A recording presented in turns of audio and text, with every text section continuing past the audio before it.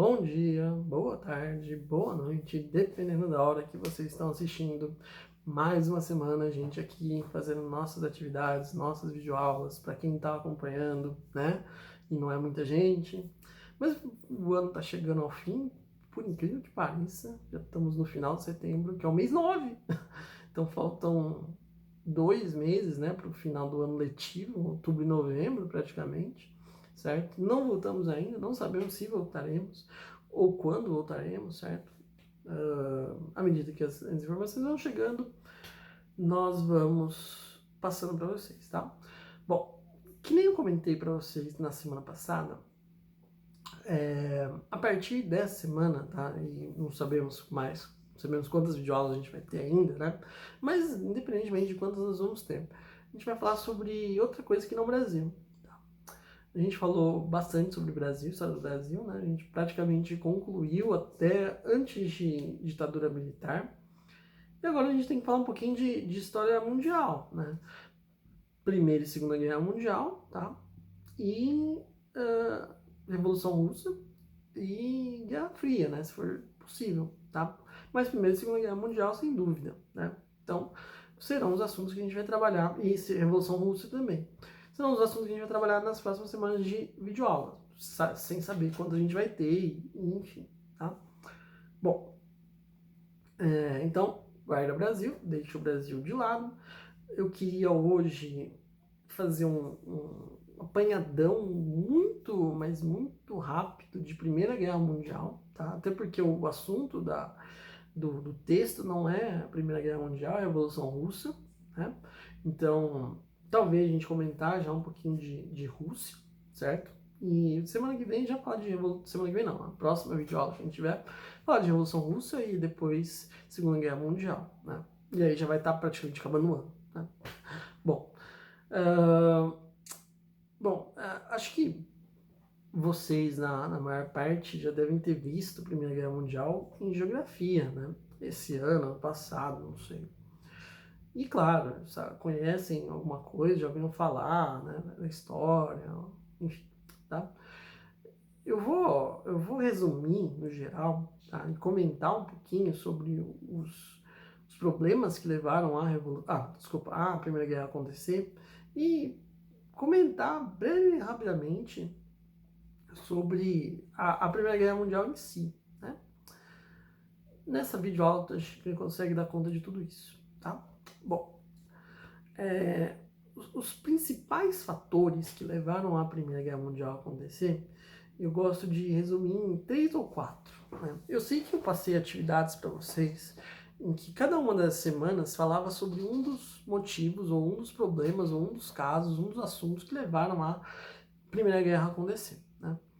Talvez o mais importante, né, seria a guerra industrial, guerra não, mas corrida, né, porque não era guerra ainda, mas a corrida industrial, uma grande disputa econômica que existia entre as principais potências europeias naquele momento, que era a Inglaterra e a Alemanha. Né?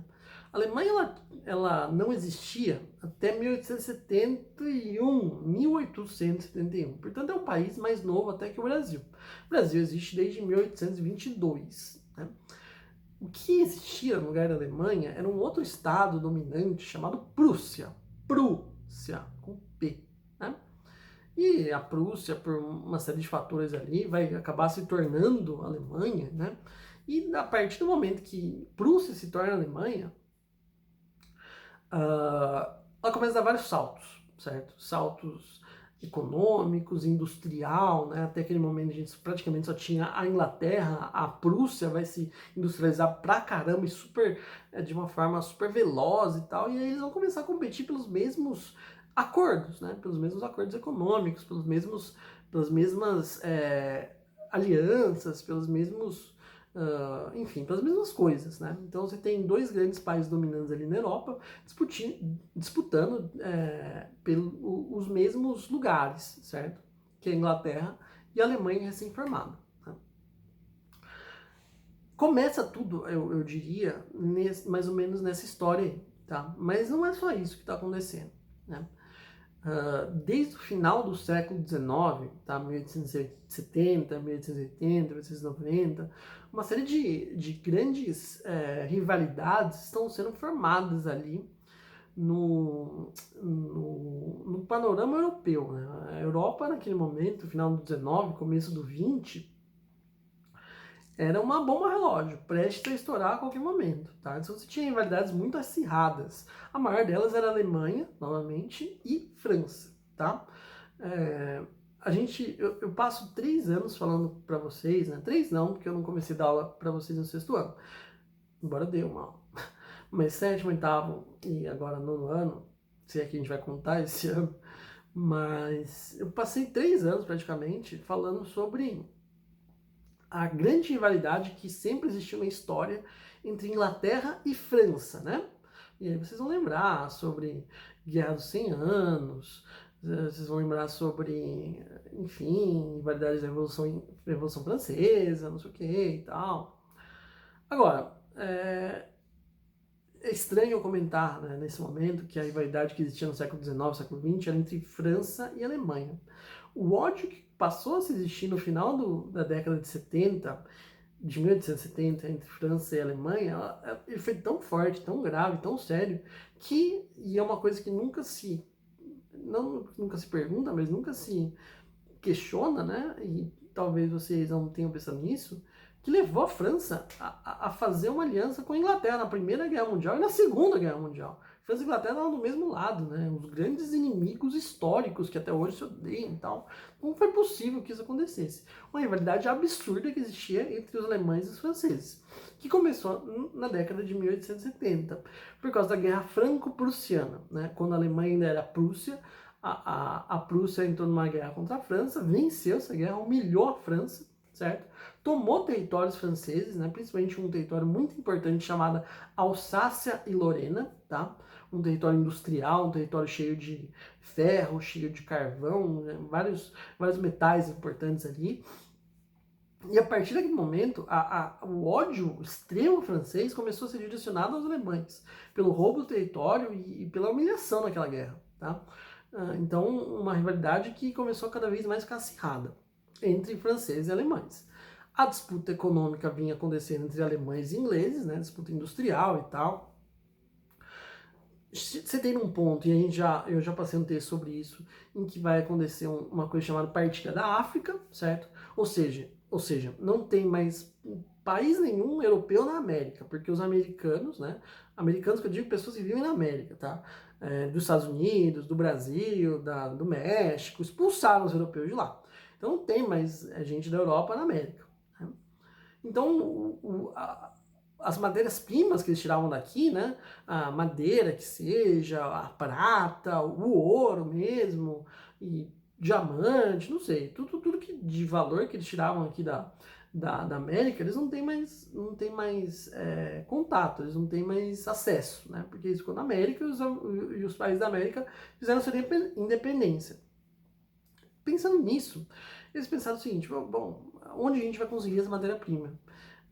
E a ideia surgiu: vamos invadir a África e vamos tomar a África, certo? A África está cheio de recursos, está cheio de matéria-prima, está cheio de carvão, ferro, diamante, ouro, prata, e tudo que é de bom, né? Então vamos lá, vamos tomar mesmo essas terras. Ah, mas tem gente morando, dane-se. Vamos pegar na força, na cacetada. E é exatamente aí que vai começar a partilha da África. Vai ter um acordo entre os países europeus em que eles vão sentar todos numa mesa e vão falar assim: bom, vamos lá, vamos dividir a África. França, que parte da África você quer? Inglaterra, que parte da África? Itália, Alemanha, Inglaterra já falei, Bélgica, que também tomou uma série de territórios. E eles foram lá e tomaram tudo que tinha nos territórios africanos que eles pegaram nesse acordo. Impuseram sua cultura, não se importaram em quem estava vendo aqui, começaram a forçar a língua deles a ser falada naqueles territórios, certo? Então, tomaram as regiões e começaram a falar da África, tá? Agora você não vai falar mais essa língua aqui, você vai falar inglês aqui, na Nigéria, na, no Senegal, em Gana, não tem mais essas línguas, né? Agora vai ser alemão, vai ser francês, vai ser inglês, né? É isso que a gente vai falar aqui, tá? Vai ser na África e na Ásia também, alguns outros países da Ásia também vão ser invadidos, né? A Índia, por exemplo, tá? Por que na Índia a língua oficial é inglês? Porque a Inglaterra tomou o território e não saiu durante muito tempo, né? África do Sul, porque a língua oficial, uma das línguas oficiais lá é o inglês. Por quê? A Inglaterra tomou a África do Sul, certo? E daí em diante, a Argélia, né? Eu sempre gosto de falar sobre isso, porque os meninos entendem muito nessa parte, porque eles vão perceber algumas coisas. Por exemplo, o maior jogador da história da França, né? Talvez, muito provavelmente, o Zidane. Zidane, que é técnico do Real Madrid, ele é da Argélia, gente. Ele nasceu na Argélia, tá? A Argélia foi um território da África tomado pela França, certo? O Benzema, vai, para falar de um jogador que está jogando ainda. Benzema é argeliano, certo? Então, outra situação dessa, né? Por que tem tanto negro jogando na França? Todos que tiveram pais ou avós de territórios africanos, certo? Por que tem alemães negros, né? O Boateng, vai. Mesma coisa, territórios alemães, né? Que foram tomados, eram o Boateng e outros foram filhos ou netos de pessoas que eram dessas regiões da África que a Alemanha tomou naquele período, certo? Cento e poucos anos atrás, né? Então você tem uma situação que a gente consegue perceber muito claramente hoje, né? Como que a gente tem tantos negros na França, como que a gente tem tantos negros na Alemanha, na Inglaterra, certo? O Dele Alli, né? Eu tô falando agora praticamente pros meninos aí que entendem de futebol, os meninos que entendem de futebol, né? O Dele Alli é nigeriano, certo? Então você tem e joga na Inglaterra e tal. Então você tem muita coisa que ainda ficou dessa época para hoje, né? Se vocês forem pesquisar países africanos, vocês vão ver as línguas oficiais e aí dá para entender qual que foi o país que dominou cada uma das regiões, né? Se em tal região se fala francês, você sabe que aquele território ficou com os franceses. Se naquela região você sabe se fala português, por exemplo, como Angola, Moçambique, você sabe que aquela região foi tomada pelos portugueses, certo? Durante a partilha da África. E é interessante porque esses países não existiam ainda, ou pelo menos essas fronteiras não estavam desenvolvidas, certo? Então eles pegaram pensando em que tipo de matéria-prima eu quero. Eu quero ouro, eu quero prata, tem aqui? Então é aqui que eu quero, pra mim. Eu quero madeira, então é aqui. Então corta uma parte, praticamente um quadrado e tal, e aqui vai ficar a sua parte. Se vocês analisarem o mapa do continente africano, vocês vão ver que tem várias partes praticamente retas, que foram cortadas com uma régua, porque foi exatamente isso que aconteceu durante o Tratado de Berlim, a partilha da África. Eles cortaram com uma régua, tá? E essas fronteiras, elas são totalmente artificiais, né? Vamos supor, se tinham duas tribos amigas morando nesse lugar, a França falou, não, passa uma régua. Eles separaram tribos amigas, certo? Então a tribo amiga estava aqui, a tribo inimiga estava aqui. Eles vão cortar assim, eles vão juntar duas tribos inimigas e vão separar duas tribos amigas. Então você tem uma série de fatores relevantes e a gente, com muita lucidez, pode falar e claramente que a África está na situação que se encontra hoje por causa da partilha. Ponto, acabou, não tem discussão sobre essa situação. Tá? Todos os conflitos que foram levados à África, todos os problemas que foram levados à África, tudo que foi de ruim que aconteceu durante a África no século XX foi por causa da partida da África que aconteceu naquele período. E por que isso também acabou levando à Primeira Guerra Mundial? Né? Olha que curioso. Porque países não ficaram contentes com alguns territórios. Né? Alguns queriam territórios com mais um tipo de metal, com mais ouro, com mais prata, né? A Alemanha ficou descontente, a Itália ficou descontente e tal, e foram reclamar da Inglaterra, da França, e por aí vai, certo? Então você tem um outro grande problema aí que vai levar à Primeira Guerra Mundial. A partilha da África e países que não ficaram contentes com os territórios que receberam, por incrível que possa parecer. Né? Então a gente tem a rivalidade, certas rivalidades aí, a corrida industrial entre Inglaterra e Alemanha. Você tem os países que não ficaram contentes na parte da África. Você tem um problema aí agora um pouco mais específico, né? Porque talvez esse seja o motivo mais lembrado para a gente falar quando comenta assim, Primeira Guerra Mundial, que foi o assassinato do arquiduque Francisco Ferdinando, né? Pelo Gavrilo Príncipe. O que acontece nessa história, tá? Você tem um problema muito sério que aparecia na Europa naquele momento, e até hoje ainda tem algumas questões que não foram resolvidas com relação a isso, de nacionalismos, de territórios que antigamente eram de um povo e depois passaram a outro povo, países que acham que têm direito sobre outras regiões e tal, enfim, né? O arquiduque Francisco Ferdinando era o arquiduque da Áustria-Hungria, né, o Império Austro-Húngaro, tá? O herdeiro ao Império. Ele foi baleado, ele foi morto, né, durante um desfile que ele estava fazendo em regiões da Sérvia, tá? Que eram regiões que estavam sendo dominadas pelo Império Austro-Húngaro e, na verdade, ele só queria mostrar a sua dominância, né? Um radical foi lá, né, não queria saber de um estrangeiro na sua terra, certo? Foi lá e pimba, pipocou o Francisco Ferdinando e matou ele, tá? A questão quando isso aconteceu, a Áustria invade a Croácia, né? E aí que eu quero parar para comentar sobre talvez o maior e mais importante motivo que levou à Primeira Guerra Mundial, que é a política de alianças, tá? Tríplice Aliança, Tríplice Entente, né? Esses dois nominhos aí que acompanham praticamente a Primeira Guerra Mundial. O que acontece aqui? Olha só. Durante o início do século XX, muitos países já meio que se preparando para algo muito grave que muito provavelmente estava para acontecer na Europa, começaram a tecer alianças de mútua proteção, né? Você me protege, eu te protejo, certo? Então, se alguém te invadir, eu vou te ajudar, né? De maneira que a gente é um bloco, a gente é um grupo, certo? A gente está unido, né? Se der problema, a gente entra na guerra junto, certo? Então, se mexer, aquela famosa história, mexeu com você, mexeu comigo, tá? O que acontece? Uma série de alianças começaram a ser formadas com isso na cabeça, né? E os países que formavam ali o nacionalismo sérvio, né? Por exemplo, o arquiduque Francisco Ferdinando foi morto na Bósnia, né, em Sarajevo, que era uma província austro-húngara.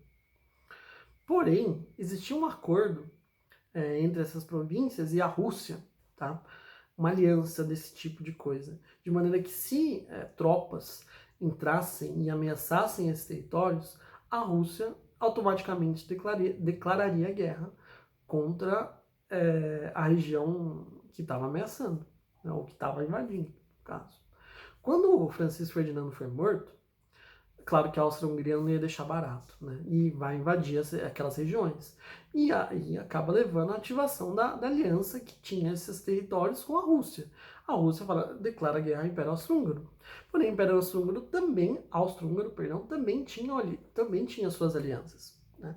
O Império Austro-Húngaro tinha aliança com a Alemanha, certo? Com o Império Alemão, que também tinha aliança com o Império Turco-Otomano, certo?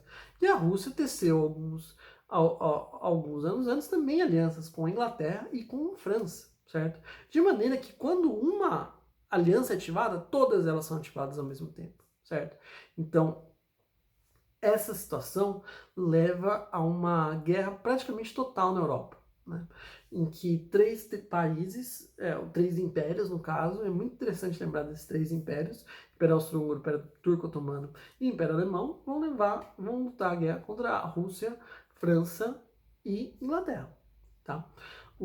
A questão da Itália é um pouquinho mais controversa. A Itália, ela, durante muito tempo, estava alinhada com os austro-húngaros e com a Alemanha, mas vai acabar virando a casaca antes da guerra começar. Então ela vira de lado, certo? Portanto, sempre quando a gente fala das tríplices, né, tríplice aliança, tríplice entente, a gente tem que levar isso em consideração, né? A Itália, ela não pode ser necessariamente considerada de primeiro momento, tá? Estou sempre falando de de Alemanha, impérios, né? A Império Alemão, Império Austro-Húngaro e Império Turco-Otomano. E do outro lado, a Rússia, a Inglaterra e a França, tá? No caso, a Tríplice Entente, né? A Tríplice Aliança, a Alemanha, o Império Austro-Húngaro e o Império Turco-Otomano, tá? Só pra gente encerrar essa primeira parte aí, a Primeira Guerra Mundial começa em 1914 e vai até 1918, né? São 4 anos de guerra. Ela é uma guerra, obviamente, destrutiva, né? Ela vai ganhar contornos mundiais depois de algum tempo só, porque, por exemplo, vai entrar o Japão na guerra, vai entrar os Estados Unidos na guerra, os países africanos também, cada um, por mais maluco que seja, eles vão acabar sendo obrigados a defender os seus países, né? Durante a Primeira Guerra Mundial. Então, ela vai ganhar contornos mundiais com o passar do tempo, tá? Mas, principalmente com a entrada desses países aí, tá? Mas no início, o problema era todo europeu, né? Os Estados Unidos não queriam nem saber, certo? O Brasil também, né? O Brasil, embora participe dessa guerra, mas participa só mandando médicos, principalmente, uns 300 soldados para ajudar, né? Bem mais no finalzinho. Os Estados Unidos entram no final da guerra e acaba decidindo a guerra pro lado da Tríplice Entente, do lado da Inglaterra, no caso. 1917, mais ou menos, por aí. Principalmente por causa de uma série de fatores aí da Alemanha que vão... O que acontece, né? São vários fatores aí que levam aos Estados Unidos a acabar entrando na Primeira Guerra Mundial, mas os principais eram que a Alemanha queria fazer um acordo com o México para invadir os Estados Unidos, a Alemanha acabar naufragando navios de civis americanos que estavam saindo da Inglaterra em direção aos Estados Unidos para se refugiar. Então os Estados Unidos acabam entrando nessa história naquele momento, na guerra aí por causa disso principalmente, tá? Contra a Alemanha. A Alemanha acabou comprando uma briga maior do que deveria nesse ponto. A grande questão é a gente entender as divisões aí, e como que essa guerra foi disputada, qual era a tecnologia que existia, né? Você ainda não tinha os tanques Panzers, que foram muito mais comuns na Segunda Guerra Mundial, ou metralhadoras. Você já tinha rifles, né? Você tinha aquela metralhadora que você usava a manivela praticamente, aí você ia atirando, etc e tal. O avião já começou a ser usado na Primeira Guerra Mundial, mas muito mais para reconhecimento, tá? Não existiam bombardeios de avião e coisas do tipo, né? Foi a última guerra, por exemplo, que o cavalo foi usado de fato como montaria para ataque, tá? Na Segunda Guerra tem gente que diz ainda que a Polônia usou cavalos para esperar o exército alemão, mas tirando bizarrices como essa, a última guerra que para valer usou-se muito cavalo para isso foi a Primeira Guerra Mundial, porque eles já estavam cada vez mais sendo já substituídos por carros armados e coisas do tipo, né? Usou-se muito lança-chamas, que na verdade só tinha efeito visual do que qualquer outra coisa, né?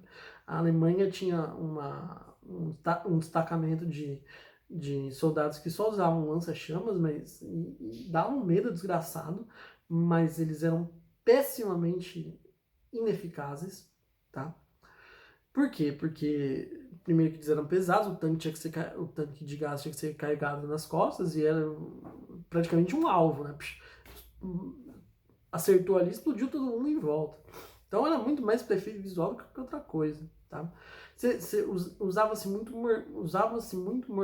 morteiros, certo? Como se fosse aquele míssil que é jogado num ângulo, né? Que faz assim e tal, coisa do tipo. Na verdade, uma bomba, praticamente, vamos dizer assim, tá? Usou-se muito balão para reconhecimento também, tá? colocavam muita metralhadora em cima de balões também para atacar lá de cima, mas a maior parte era para reconhecimento.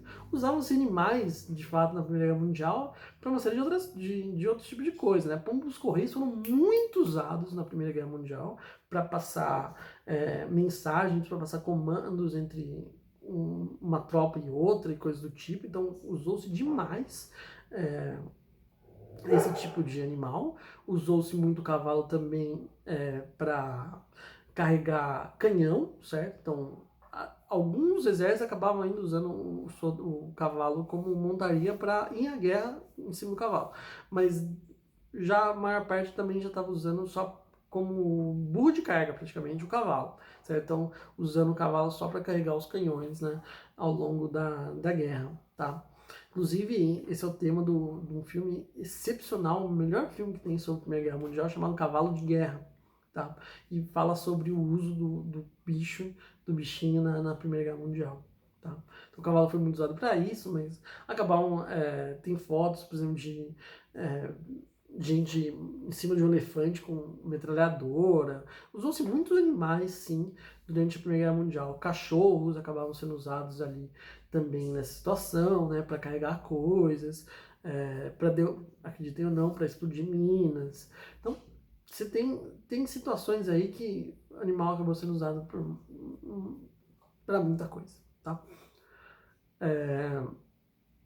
O que acontece? Que eu queria falar. O maior exército disparado da Primeira Guerra Mundial era o exército russo. Só que o exército russo era muito mal preparado. Não tinha...